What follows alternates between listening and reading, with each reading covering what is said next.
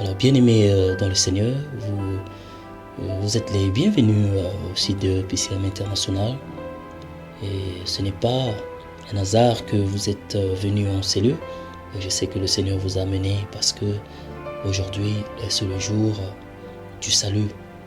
La Bible déclare dans le livre de Actes des Apôtres, chapitre 4, qu'il n'y a de salut en aucun autre nom, si ce n'est au nom de Jésus.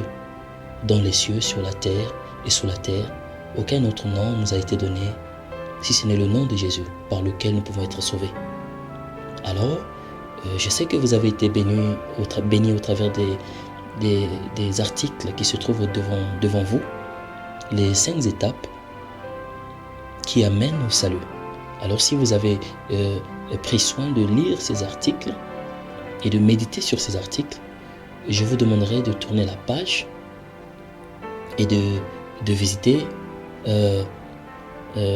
cette page là où se trouve la prière qui amène au salut.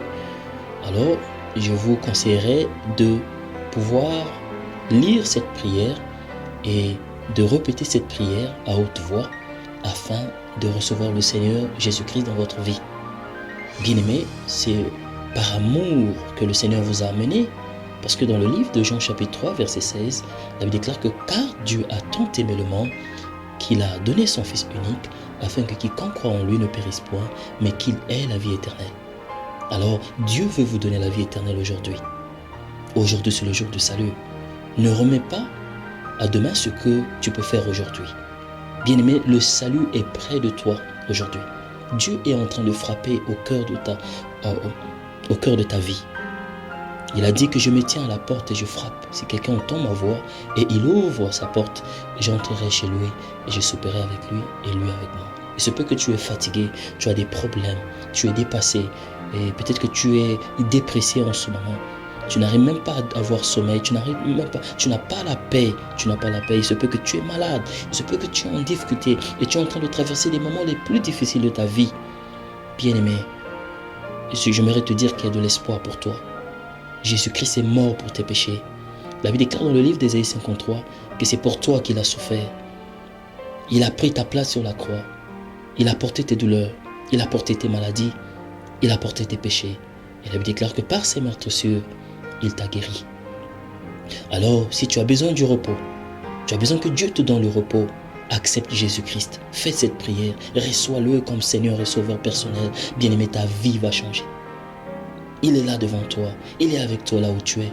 Là-haut, en ce moment, pendant que je parle, bien-aimé, il est là devant toi. Il est là, il veut rentrer dans ton cœur et changer ta vie. Il veut te pardonner de toute iniquité. Il veut te donner la paix. Il veut te donner son joug qui est léger. Bien-aimé, c'est le jour du salut. Alors accepte le Seigneur Jésus-Christ comme Seigneur et Sauveur. Il pardonnera tes péchés et guérira tes maladies et il te bénira et te donnera la paix que le monde ne peut pas donner.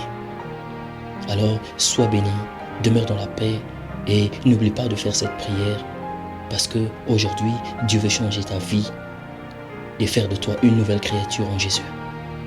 Alors que le Seigneur te bénisse et à très bientôt. Au revoir.